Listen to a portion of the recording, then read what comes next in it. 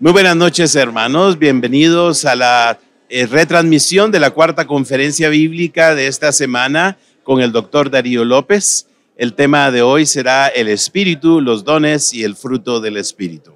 Que el Señor les bendiga durante este tiempo de conferencias. Vamos a orar. Amado Señor, en tus manos encomendamos este tiempo de reflexión y que tu palabra llegue poderosamente a nuestras mentes y corazones por medio de la acción de tu Espíritu. En el nombre de Jesús pedimos. Amén. Buenos días a cada uno de ustedes. El tema de hoy es el Espíritu, los dones y los ministerios en la iglesia. Pero quiero comenzar diciendo algo que me pareció muy importante que la profesora Sofía me señaló ayer, luego de nuestro encuentro. Me dijo ella que es importante no idealizar a la iglesia que uno encuentra en el libro de los Hechos. Y eso es más que cierto. Yo no lo hice a propósito porque el día de hoy tiene que ver justamente con esa otra cara de la iglesia. Pero cuando uno lee el libro de los Hechos es clarísimo, por ejemplo, no solamente a partir de Hechos 6, sino la manera como cuando la iglesia fue avanzando en medio de oposición. Nunca el clima social y político y religioso en el cual la iglesia fue cruzando otras fronteras fue propicio o de beneficio para la iglesia.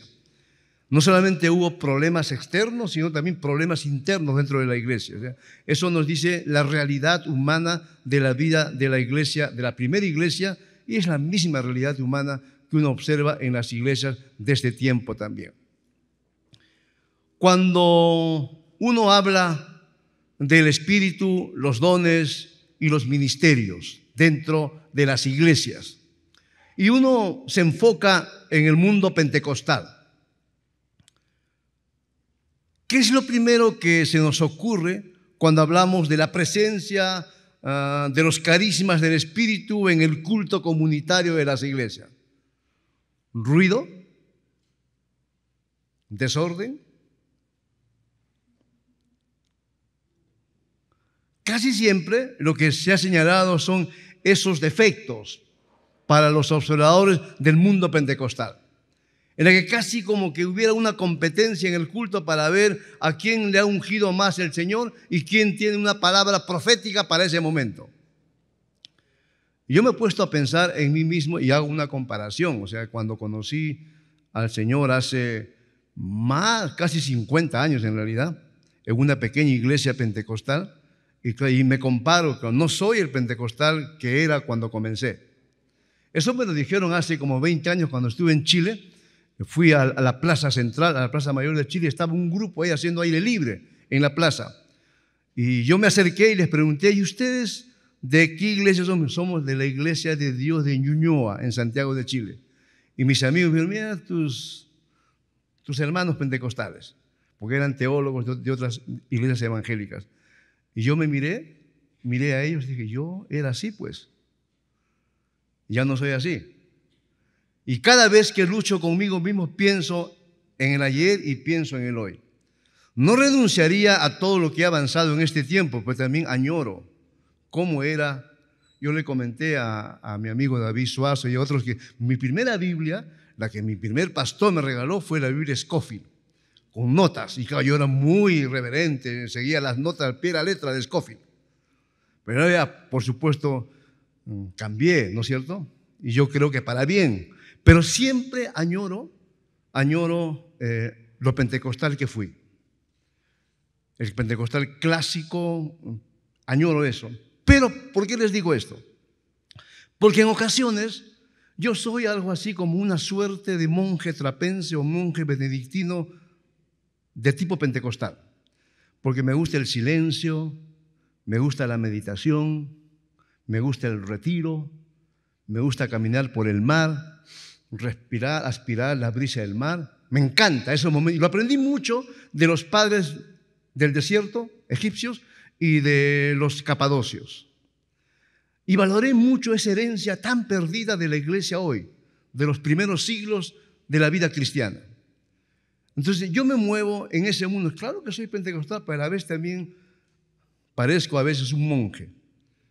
porque busco esos momentos. Y el ruido, yo le dije eso a Nelson, en tu iglesia tocan siempre así, despacito. Me dijo, sí, para mí es mucho ruido, para él, pero para mí, en mi iglesia, eso sería casi como que algo, como pasar por un lugar que no es fiesta.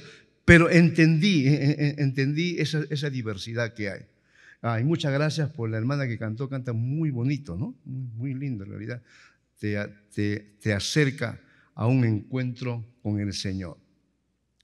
Entonces, lo que voy a intentar hacer es, a la luz de 1 Corintios 12, examinar un poco este tema y ver la forma como el apóstol Pablo encaró o se enfrentó a esta situación. A la desventaja es que 1 Corintios 12 no se puede entender sin el capítulo 13 y sin el capítulo 14. Es un bloque. Si uno quiere comprender la manera como el apóstol Pablo pedagógicamente y pastoralmente actúa frente a una situación particular de una iglesia en particular, Corinto, uno tiene que leer los 3 capítulos como un bloque, a la luz de toda la carta, por supuesto. Muy bien, entonces, ¿qué se afirma en el Nuevo Testamento sobre los dones del Espíritu? Están actualmente presentes en la experiencia de los creyentes y en el testimonio público de las congregaciones locales.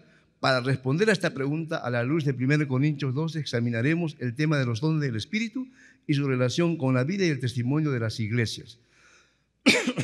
El examen de este pasaje es valioso, entre otras razones, porque con frecuencia se da por sentado que los únicos dones espirituales que existen son los 9 que se enumeran en la primera parte de 1 Corintios 12. Dones conocidos como sobrenaturales, entre los cuales se da mayor preferencia al don de lenguas. Cabe entonces una pregunta. ¿Los 9 dones del Espíritu enumerados en 1 Corintios 12, del 8 al 10, son los únicos dones espirituales que existen?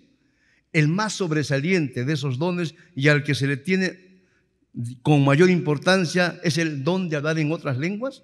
¿Existe un orden jerárquico en los dones espirituales? A esas preguntas voy a intentar responder. Aquí me guío mucho por el comentario de Gordon Fee sobre 1 Corintios.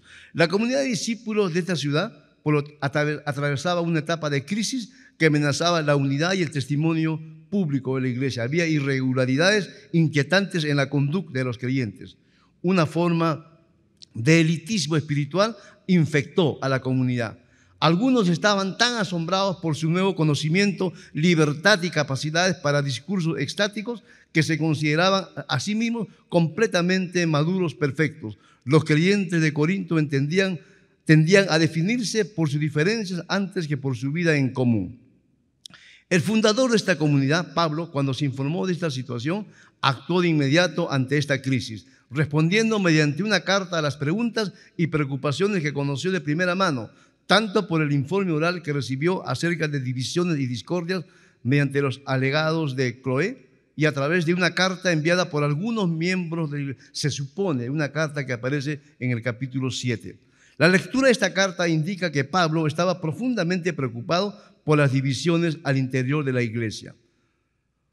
Cabe, sin embargo, una advertencia. En realidad, 1 Corintios 12 no se puede comprender a cabalidad aparte de los capítulos 13 y 14. Los 3 capítulos fueron un todo y para una mejor comprensión de su contenido se tiene que considerar todo el panorama. De manera muy particular se enfatiza que en la iglesia de Corinto aparentemente los problemas se relacionaban más que nada con la prioridad de la profecía y el ejercicio del don de lenguas en las reuniones comunitarias. Un problema real que se visibilizaba en el desorden en los cultos comunitarios y que explica la razón por la que Pablo les insta a que los cultos comunitarios se celebren decentemente y con orden. A la luz de este problema interno que afectaba la unidad de la iglesia y el testimonio público de la misma, se puede comprender mejor por qué para Pablo las divergencias entre él y los corintios llegaron a su clima, especialmente en torno a lo que significaba ser una persona espiritual. Para Pablo, ser espiritual en el presente significaba edificar a la comunidad en el culto, pues lo perfecto aún no había llegado y cuando llegue incluirá la resurrección del cuerpo, si bien como cuerpo espiritual.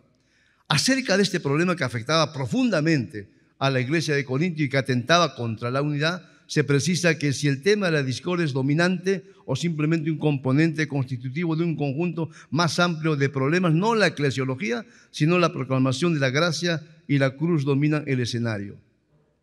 La proclamación de la gracia y la cruz fue tan necesaria en esta iglesia que experimentaba una presencia espectacular de los dones del Espíritu y sin embargo tenía problemas internos serios que revelaban un vacío de sabiduría y de conocimiento. Es decir, fíjense, era una iglesia llena del Espíritu pero a la vez llena de problemas. Es cómo entender esa incoherencia, que también uno la puede observar en más de una iglesia de este tiempo.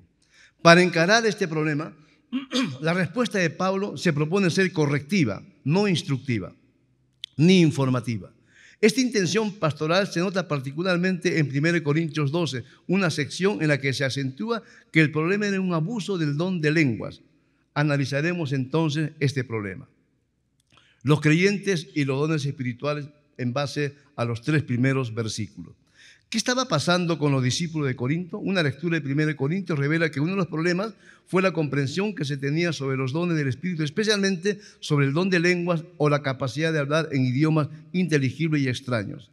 La sección de la carta trata directamente sobre este problema. Más aún, toda la sección retoma a su vez el tema del respeto al otro que caracteriza la demanda y la súplica de Pablo para que los fuertes se pongan en posición de comprensión y respeto por los débiles, de acuerdo al capítulo 8. Sin embargo, particularmente en el capítulo 12 se exponen varios de los asuntos críticos que estaban afectando la unidad de la iglesia en Corinto y la comprensión del propósito de Dios para la vida de la iglesia.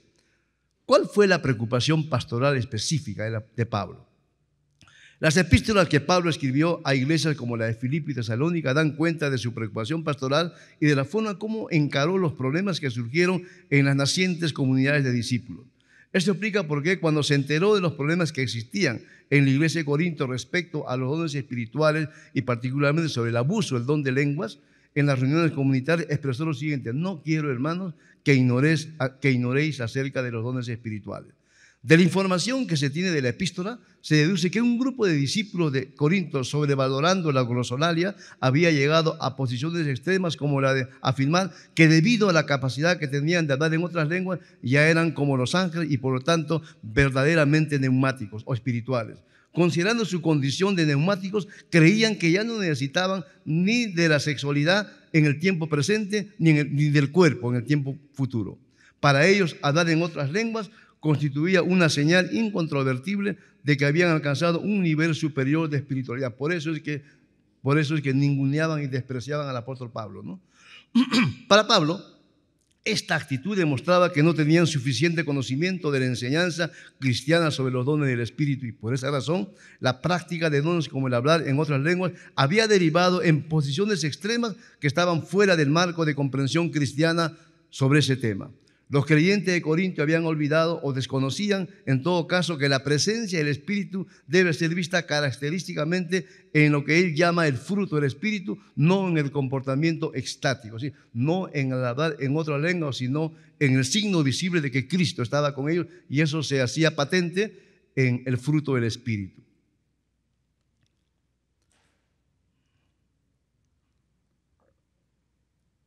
Su preocupación pastoral fue necesaria porque la ignorancia y el desconocimiento suelen tener como compañeras el desorden, las divisiones, los excesos e incluso la herejía o error en materia de fe. Para evitar esa ignorancia que a menudo conduce al error y al fraccionamiento de las comunidades de discípulos, tanto una información adecuada y oportuna sobre las bases de la fe cristiana como una formación teológica integral siempre serán necesarias y urgentes.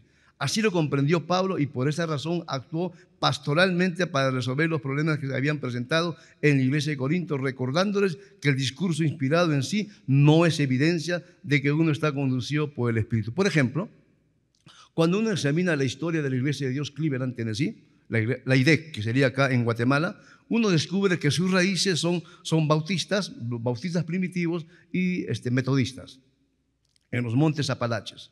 Que la iglesia de Dios, aunque ella se presenta a sí misma como el cuerpo pentecostal más antiguo, no es así, porque empezó como una iglesia, ni siquiera como un grupo de creyentes que no estaban de acuerdo con sus iglesias, y se llamaron Unión Cristiana o Christian Union.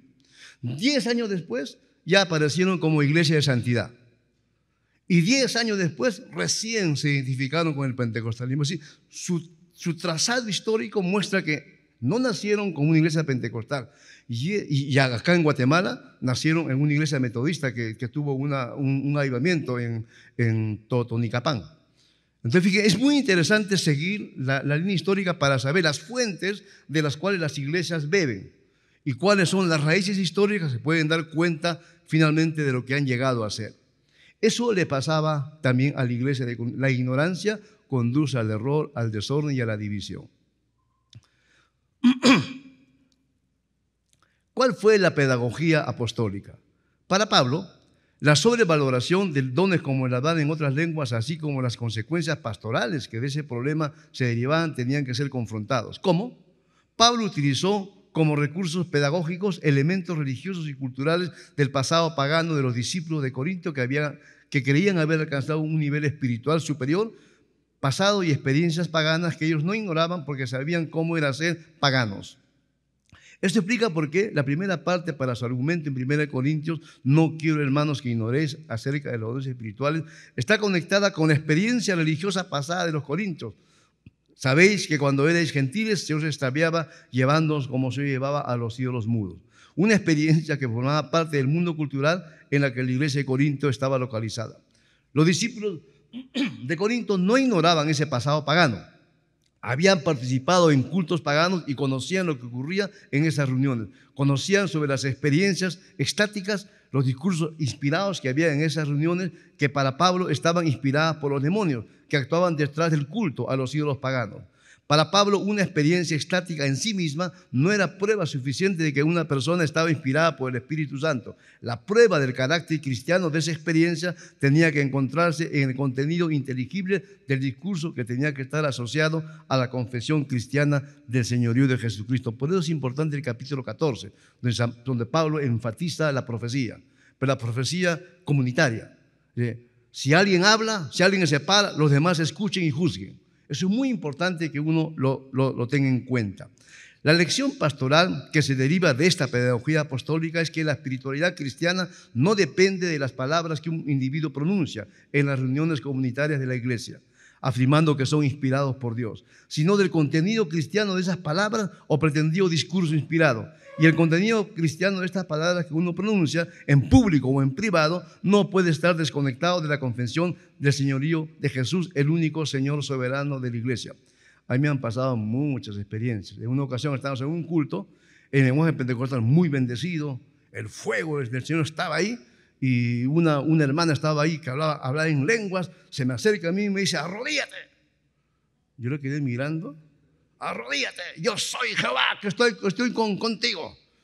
Le miré y recordé pues lo que dice lo que aparece en Hechos y lo que aparece en Apocalipsis. Yo no me arrodillo ante ningún ser humano.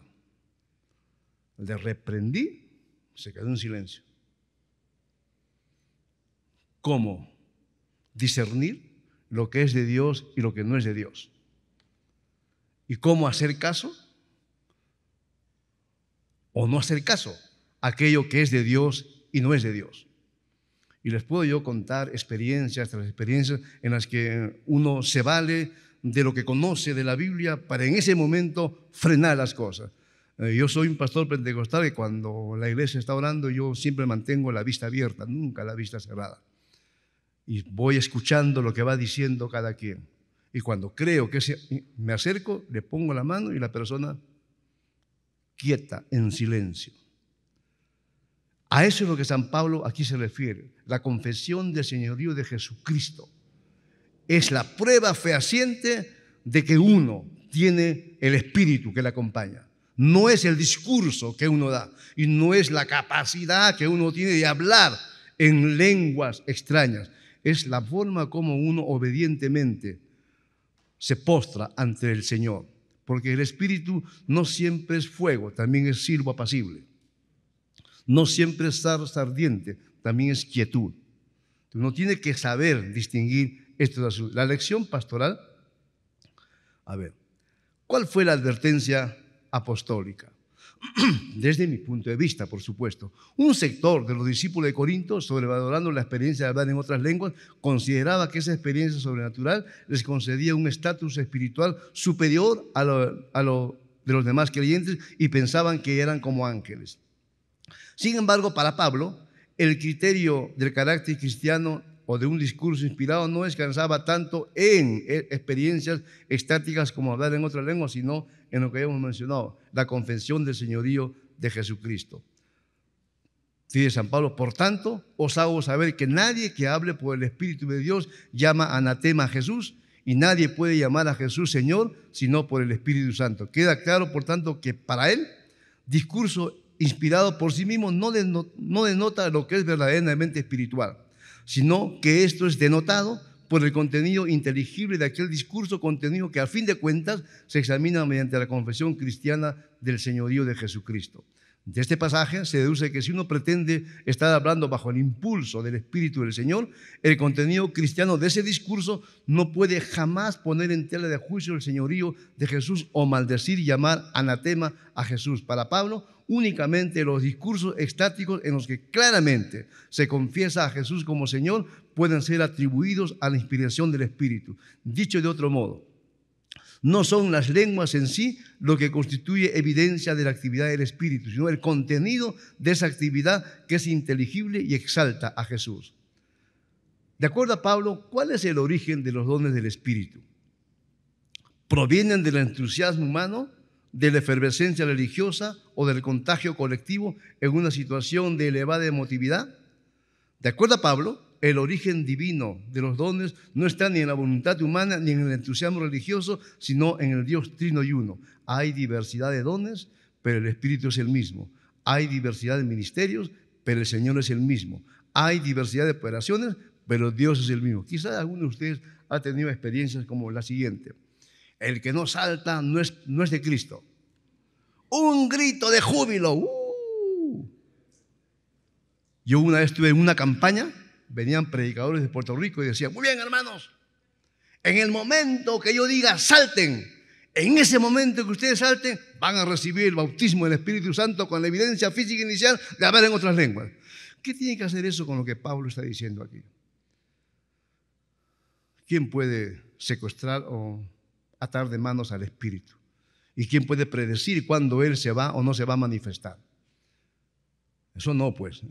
Puede ser cualquier cosa, puede ser manipulación, pero nunca acción soberana del Espíritu de Dios. Es lo que San Pablo nos va a decir aquí. Primero va a hablar de la diversidad. La existencia de una diversidad de dones o carisma del Espíritu es uno de los temas que está presente en esta sección de Corinto.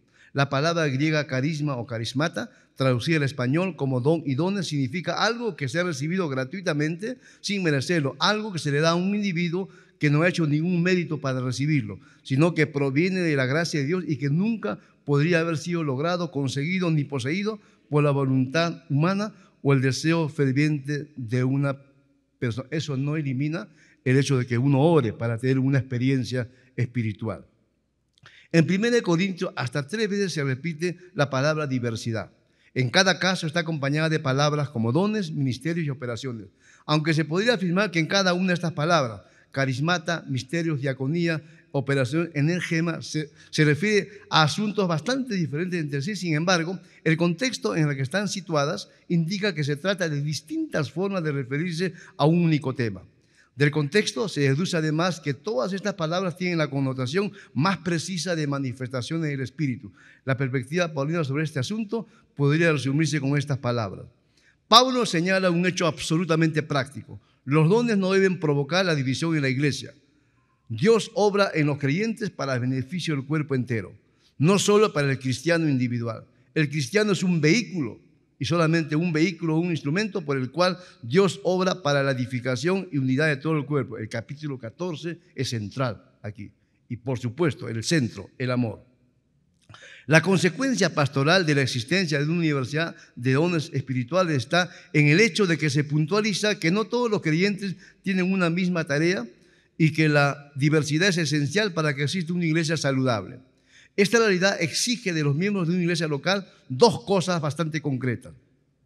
Uno, que todos sean responsables en la administración de los dones que han recibido. 2, que todos sean respetuosos de la tarea que tienen sus hermanos en la fe, cuyos dones son tan valiosos y necesarios para la salud integral de la iglesia como el don o los dones que uno tiene debido a la misericordia de Dios. Nunca es derecho propio, siempre es gracia divina. ¿Cómo entender el tema de la unidad en la diversidad que San Pablo también aborda aquí?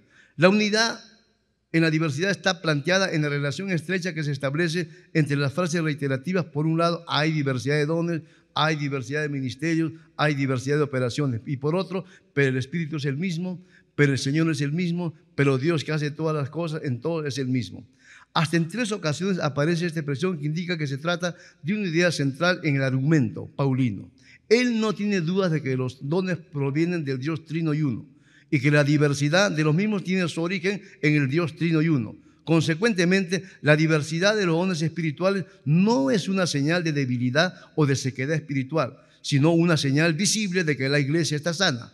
Esta diversidad no debilita ni el testimonio común de la iglesia ni su unidad interna. En síntesis, los distintos dones de gracia se reparten para llevar diversidad al cuerpo unificado. ¿Qué sería, por ejemplo, de la cocina guatemalteca si hubiera un tamal de un solo tamaño, de un solo sabor y de un solo color?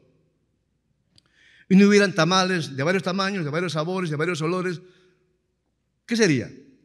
¿O qué sería si tuvieran solamente la tortilla blanca y no la tortilla negra, la tortilla amarilla, la tortilla roja? A eso se refiere Pablo. O sea, sigue siendo tortilla, pero tiene textura, color y sabor distinto. Pero sigue siendo tortilla o sigue siendo tamal. Por ejemplo, en Centroamérica, en la mayoría de países se consume el frijol negro, ¿no es cierto? En el Perú hay, pero no hay como aquí. Cuando vengo a Centroamérica aprovecho para disfrutar del frijol negro. Me hago mis propios tacos. Pero fíjense, es como yo diría a los peruanos. Una cosa es el ceviche de pescado, otra cosa es el ceviche de camarón, otra cosa es el ceviche de pulpo. Pero todos son ceviches. Y todos están en base a limón. Pero siguen siendo lo mismo.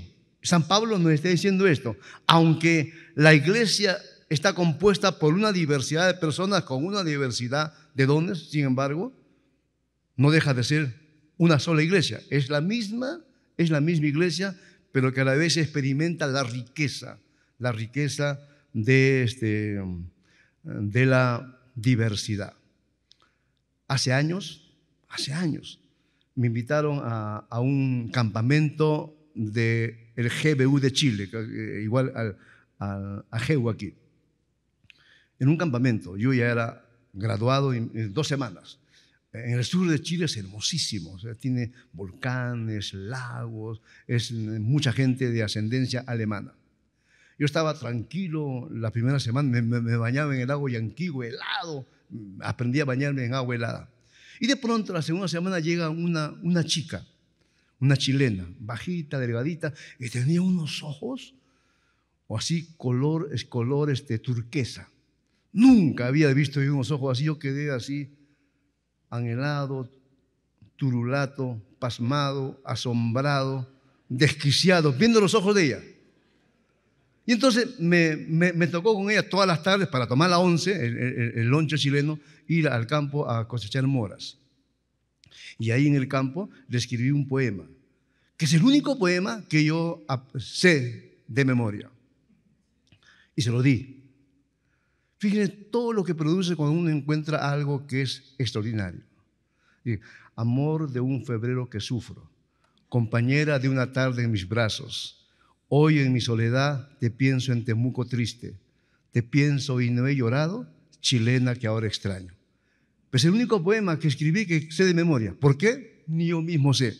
Pero fíjense qué importantes son esas experiencias. Igual o parecido ocurre con las experiencias con Dios. Son únicas. Nos enriquecen, pero a la vez enriquecen a toda la comunidad. Y lo que Pablo aquí nos dice es justamente eso.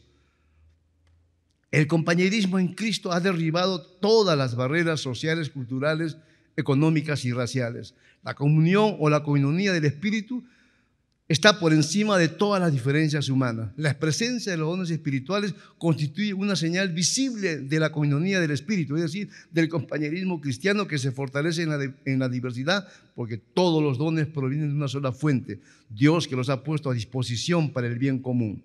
La uniformidad, cuyas consecuencias son la rutina y la monotonía que matan la riqueza de la diversidad, no contribuye a la edificación de la iglesia. En cambio, la diversidad de los dones espirituales sí garantiza la existencia de una iglesia sana, porque infunde vitalidad al cuerpo de Cristo y vigoriza la comunión cristiana. Es así porque es la diversidad y no la uniformidad lo que es esencial para que haya una iglesia sana. El único Dios, que en sí se caracteriza por la diversidad dentro de la unidad, ha decretado lo mismo para su iglesia. Luego San Pablo habla del origen único de los dones. Voy a correr porque ya el tiempo sé que me está ganando.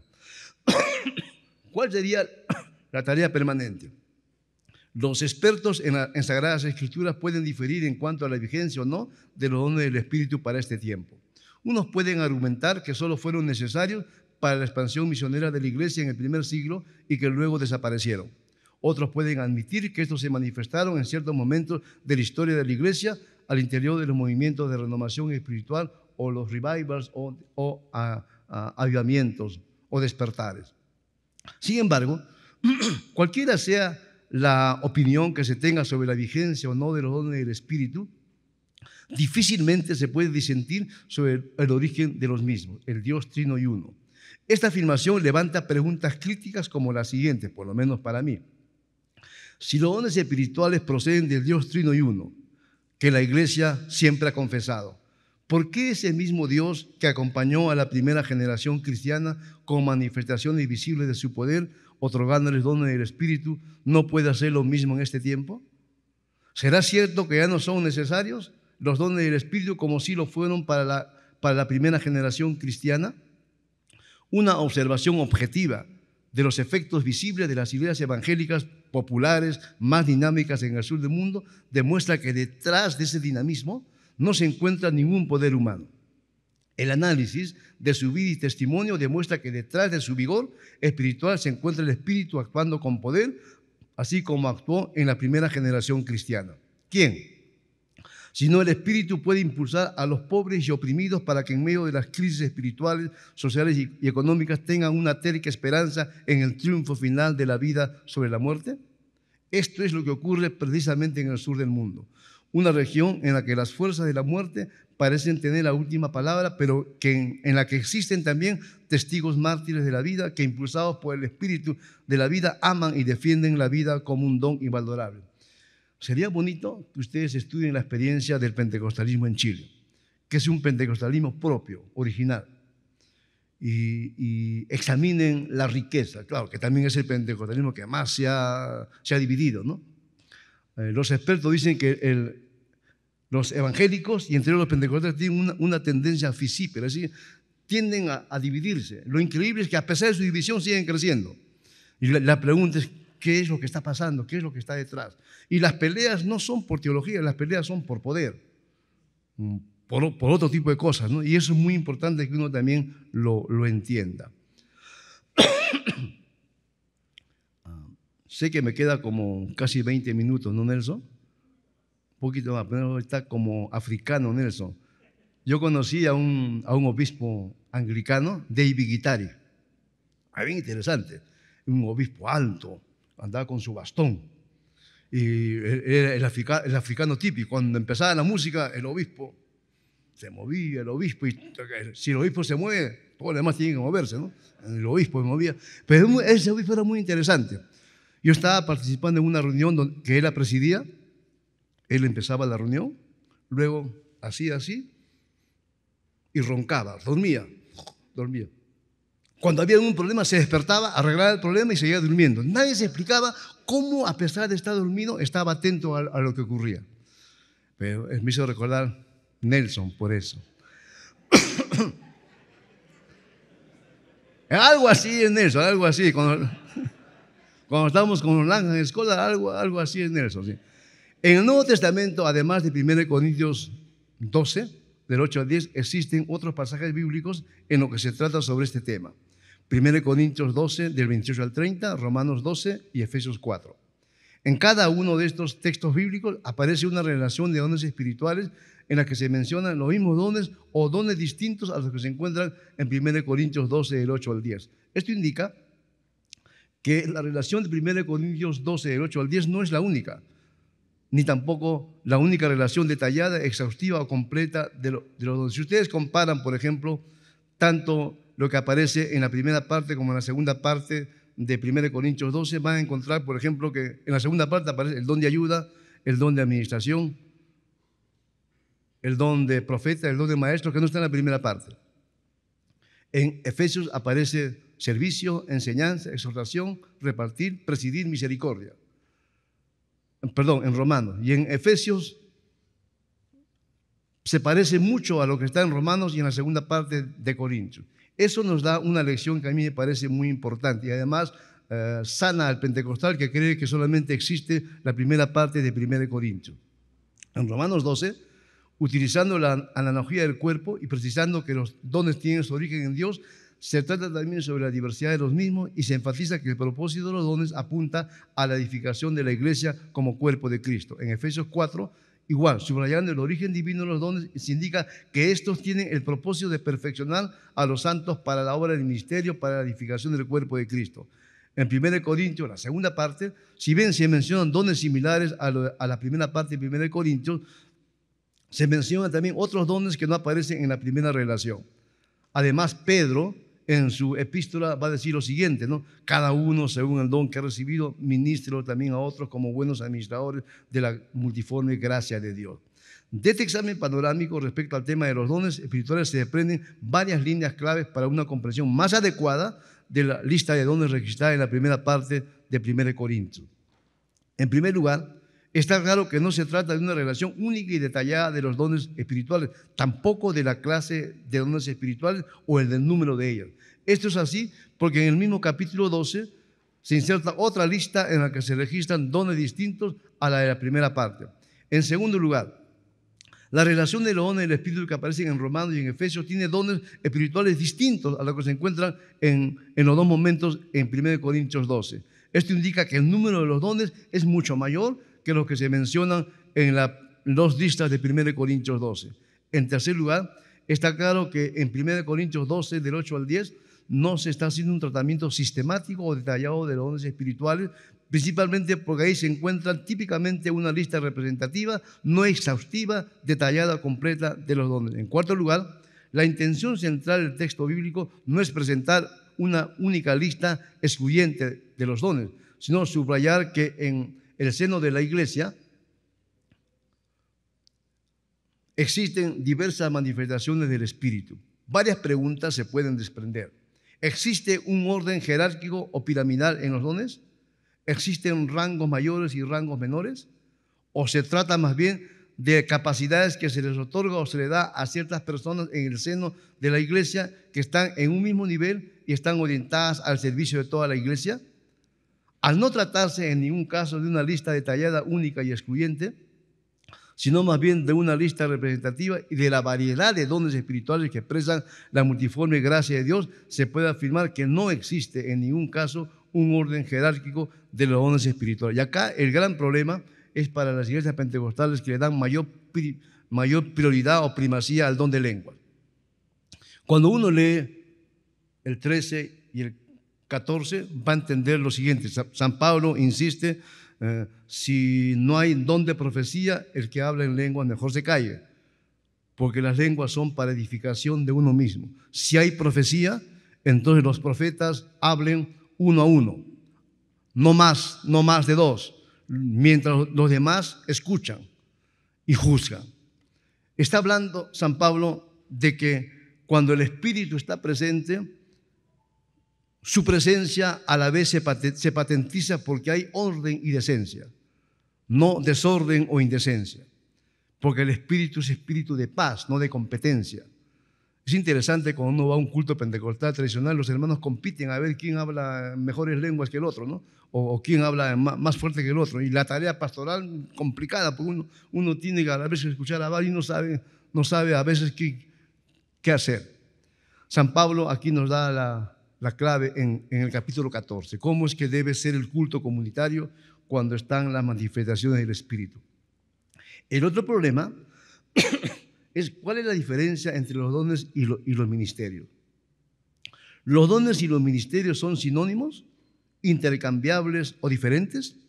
En otras palabras, los carismata y la diaconía son dos palabras bíblicas que se refieren a los mismos asuntos o se trata de asuntos distintos entre sí, pero complementarios.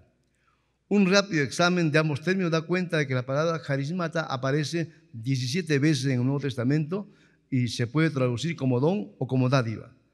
La palabra diaconía aparece 34 veces y se puede traducir como ministerio, quehacer, distribución, socorro, servir, ministración o servicio. ¿Qué se puede inferir? La enseñanza bíblica respecto a la relación entre los carismata y la diaconía parece ser la siguiente. En el seno de la iglesia existen diversos dones o dádivas, carismas, que el Dios Trino y Uno ha dado u otorgado a determinados miembros para que ellos, con esas capacidades, puedan servir, puedan ser diáconos a todo el cuerpo de Cristo para que se perfeccione, edifique, madure y sea uno. Eso a mí me parece muy importante tener esa distinción y me libera además a mí, por lo menos, de esa discusión del ministerio quíntuple.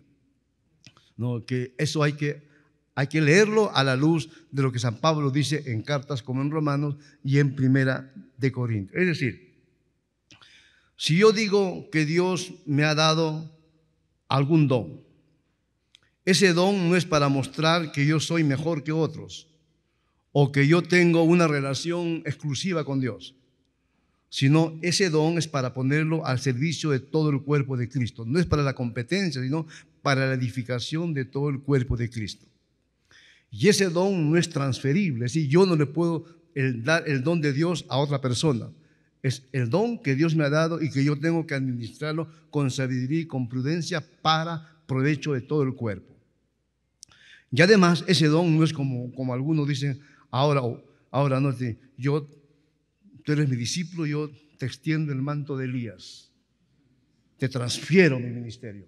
Como le escuché una vez, le conté a los amigos, como le escuché una vez a un pastor de la Iglesia de Dios en el Perú, que se había encontrado con un muchacho que había sido su discípulo, le dijo, hijo, recuerda, yo te he transmitido mis espermatozoides espirituales.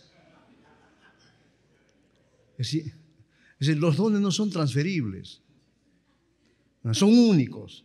Dios le ha dado a uno y a otro le ha dado a otro o algo parecido, pero yo no soy propietario de ese don. Yo soy y debo ser un administrador responsable de ese don que Dios me ha dado. Y hoy hay mucho de eso, ¿no es cierto? De padres que pretenden que porque su hijo es su hijo, entonces su hijo debe ser el pastor o su hija debe ser la pastora. Y entonces se transforma en un negocio familiar. No, pues, los llamados son llamados personales, no familiares. Los llamados son únicos y no se pueden transferir, no se pueden derivar a otras personas. Y esa discusión entre dones y diaconías o ministerios es muy importante, porque eso ayuda y debe ayudar a la iglesia a ser una iglesia mucho mejor. El otro problema lo he observado de manera más reciente. La relación entre los dones y los oficios.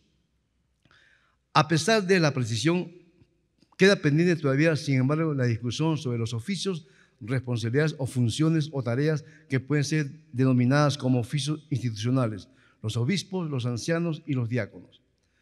¿Cómo se relacionan estos oficios institucionales con los ministerios o servicios al interior de las iglesias? La respuesta a esta pregunta podría ser la siguiente. De acuerdo a la enseñanza bíblica, se puede afirmar que los obispos, los ancianos y los diáconos necesitan ser investidos con los carismas que el Dios Trino y Uno concede a determinadas personas para ponerlos al servicio de la iglesia como pueblo de Dios, cuerpo de Cristo y comunión del Espíritu Santo. Es decir, ¿cuál es la riqueza de que alguien que es la cabeza visible de una iglesia, llámese superintendente, supervisor, presidente, obispo, no solamente haya accedido al cargo por una elección, sino porque los demás han visto en él o en ella han visto a una persona en la que el carisma del Espíritu es evidente y que no está en la posición de poder porque por ahí compró votos, hizo llamadas telefónicas, hizo acuerdos previos, hizo campaña política para que finalmente llegue al sillón del poder en determinada posición eclesiástica. Y de eso ustedes y yo tenemos que ser bastante cautos y bastante precavidos. San Pablo dice, por ejemplo, el que anhela obispado, buena obra desea. No está mal anhelar obispado. Lo que está mal es los medios que uno utiliza para llegar a esa posición. Es mejor, entonces, dejar que el Espíritu actúe libremente y que a través de quienes tienen el deber y la responsabilidad de la elección, ellos puedan examinar o discernir críticamente, esta es la persona, hombre o mujer, a quien Dios ha designado para este momento, para que esté en el lugar. Ese es un tema ahora muy importante en América Latina. Cuando han empezado a aparecer apóstoles, profetas, salmistas y por ahí ya arcángeles, querubines y todo lo demás. Es muy importante que ustedes y yo entonces hagamos el examen bíblico, especialmente de esta relación entre dones, ministerios y oficios y los carismas del Espíritu. Es clarísimo, y por lo menos es clarísimo cuando una persona tiene el carisma del Espíritu. Y es clarísimo también cuando una persona es ambiciosa. Y uno tiene que saber decir no cuando esos asuntos se presentan en la vida de la iglesia. ¿Sí? La política está tan metida en la iglesia que no nos damos cuenta. Somos más políticos que los políticos tradicionales. Hacemos una política a veces no tan limpia en la vida de la iglesia, justamente porque los espacios de poder religioso ahora son muy importantes. Muchas gracias. Gracias por habernos acompañado en la retransmisión de esta cuarta conferencia. Queremos invitarles para la quinta conferencia el día de mañana, cuyo tema será la política del Espíritu. Buenas noches.